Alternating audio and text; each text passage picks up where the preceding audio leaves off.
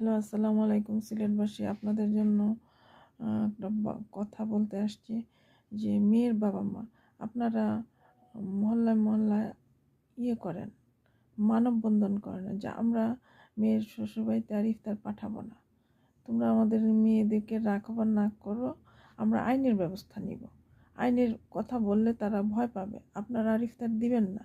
আর মেয়েদেরকে বললি তোমরা শ্বশুরবাড়িতে গেছো, নিজের লড়াই নিজে করো, আইনের ভয় দেখাও যে তোমরা যদি চাও আমরা পুলিশের আশ্রয় নিব, আইনের আশ্রয় নিব। তাহলে জামাইরা শ্বশুরবাড়ির মানুষ একটু দমবে।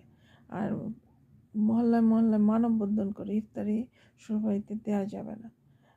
এগুলো মা বাবার উদ্যোগ নিতে হবে, মেয়ের উদ্যোগ নিতে হবে, নাহলে শ্বশুরবাড়িকে সাইজ করা যাবে না। সক্রেটিস শুধু